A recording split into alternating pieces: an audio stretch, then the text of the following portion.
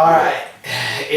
This chapter is going to be more about just how Triumph came to be, how Brian left, how you came up with the Triumph name, how everything came together, and how we ended up with two owners that really were more like just dragging their weight as opposed to carrying it. I know in December I woke up to a text from Brian. December 2010, by the way, if I just keep track of the timeline. Yeah, whoops. Sorry, I just go by months. Years mean nothing to me. I woke up to a text December 11th, because it was the day after we found out that my wife was pregnant, and she found out on her birthday, so it was December 11th, I believe. I wake up to a text from Brian saying, "Oh, hey, no, I'm done. I'm finished. I'll get you the title and the cash box. I don't want to be contacted." I texted him back. I said, "Okay, well, sorry to hear that. If you need anything, let me know." Never got a text back. I know you tried to contact him as well. I think I was just sitting in the computer chair that's sitting over here to my left. I was sitting on my desk, I do believe. And I got the text from Brian saying that, same thing like he had said. It was a text to both of us. And I thought he was going through pretty much another personal issue. So I extended my olive branch of friendship, not of a co-owner and of business stuff, of friendship. Dude, don't do anything silly. Don't, just think things through, whatever. Just, don't make a decision on this before everything's, think about whatever you're doing, and like I said, just basically making sure he's alright personally. He doesn't do anything silly and all that. I think he sent me a text back saying something about, let's see, I think it was something about, there's no thinking about it. I want to be done. I don't want to be contacted anymore. So I'm like, okay. So I leave him alone. I call his friend Tony, which was like his closest confidant in wrestling. I asked him, "Hey man, what's going on with Brian, blah blah blah." And Tony's like, "I'll find out, I don't know if he knew about it or not, I don't know." I call his sister, Deborah, later on that night, because I remember where I was. I was over there off of 26, over there towards the Lafayette Armory. I was driving kind of on the outskirts of Lafayette at the time, and I called her and said, "Hey, have you heard from Brian? Today, I think it was a Saturday."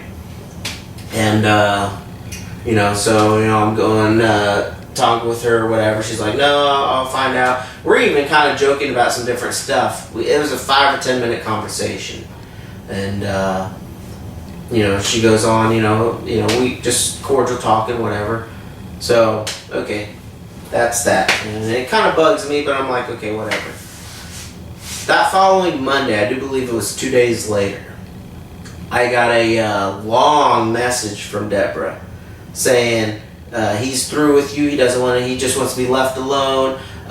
You're not a very personable person, which I took offense to that coming from Deborah, because if you backtrack, and there were plenty of witnesses to see this, that when she came into the building for the shows, even while Brian was gone during his hiatus in 2010, I was one of the first people she would talk to, and not only that, I would freaking be there talking with her for 5 or 10 minutes, when I should have probably been going over doing something else, and I was still kind of, doing whatever, cutting up some stuff or whatever, get some papers or whatever, signs ready or whatever, but I'd still be talking to her, and holding a conversation, joking around with her, when she'd say, "Hey, Rojas, I need somewhere to film this. I need kind of be higher up or whatever." I was right there. "Hey, is this fine for you?" Yeah, thank you, How the hell how could someone, who's not personable be there to try to help you with all this kind of stuff, and it bothers me, and like I said,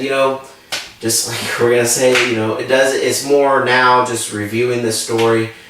Anymore, it's just like, it's funny to me, but at the time it did kind of get under my skin a little bit. Yeah, I can honestly tell you that even I agree that he's a much more personable person than I am.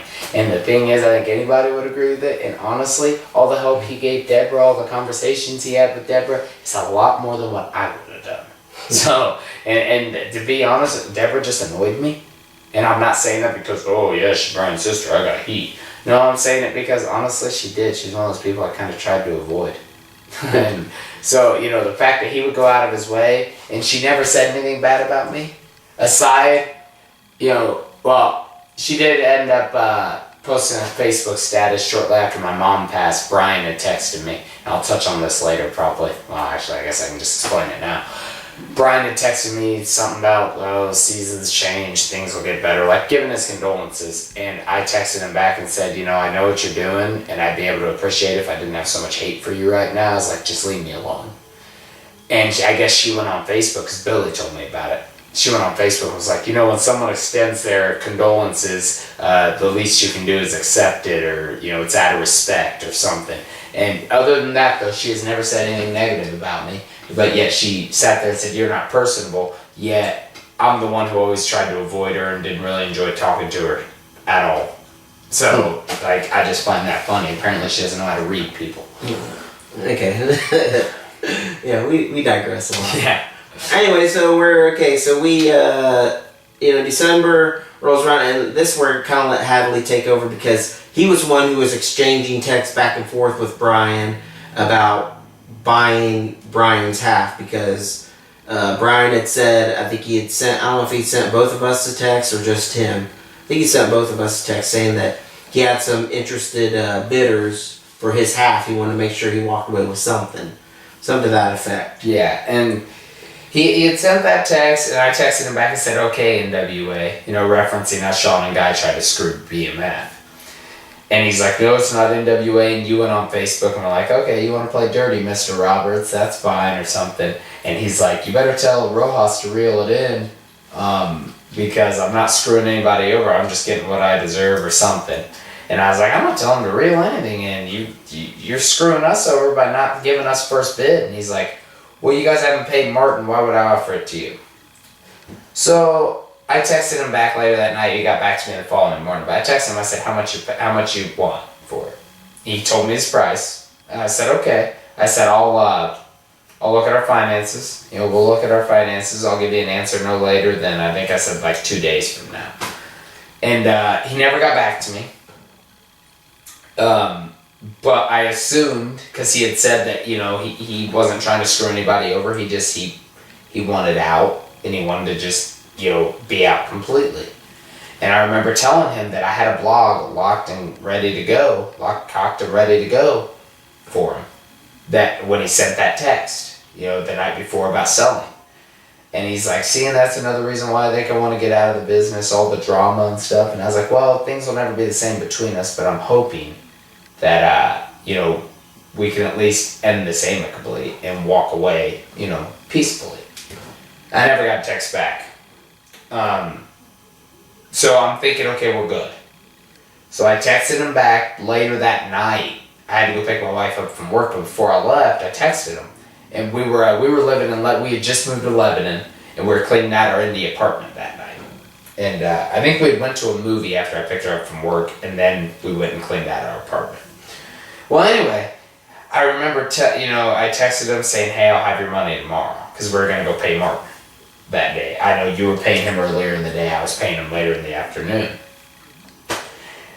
All of a sudden, we're cleaning out the apartment in Indy, and I get my phone goes off for the voicemail, and I answer, and I listen to it, and you're like, did you get that text? I'm guessing you did. So now we got to talk about how we're going to do this. And I'm like, what's he talking about? So I called you back, and I got your voicemail. I was like, what are you talking about? I didn't get a text. I don't know what you're talking about. You called me back, and you're like, you didn't get that text? I'm like, no. What are you talking about? You're like, oh, we got our new partners, Cage Stevens and Scott Storm. And I'm like, I was like, are you kidding me? Seriously, I know Brian's 4 times my size, but if he had been there in person, I probably would have decked him or tried to fight him or just straight up attempted to kill him. There was no exaggeration. I was that PO'd. I was angry. This is how angry I was. I went home, and I'm sure some of you have read. If you're on my Facebook page, I'm sure you read it years ago, 2 years ago. I posted a blog about Brian, and this is what it was in reference to, was all this. I posted a blog, and it took me almost 2 hours to post it.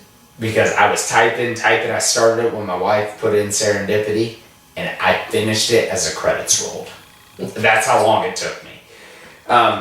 The thing is, a lot of people since then have said, "Oh, Brian didn't deserve it." No, Brian did. Brian earned it. I warned him, and I warned him. Technically, he had two. It was 3 strikes and you're out. But regardless, that was how BMF virtually ended, because it was at that time when Brian started talking about selling. I remember Billy was like, "Maybe it's time you guys change the name. He's gone. There's no reason continuing with BMF if neither one are involved." And I thought it was a good idea. So I went to you and you were like, "Yeah, we'll start brainstorming stuff." And by the end of the night, we had come up with Triumhp. Well, you had come up with Triumhp Pro Wrestling.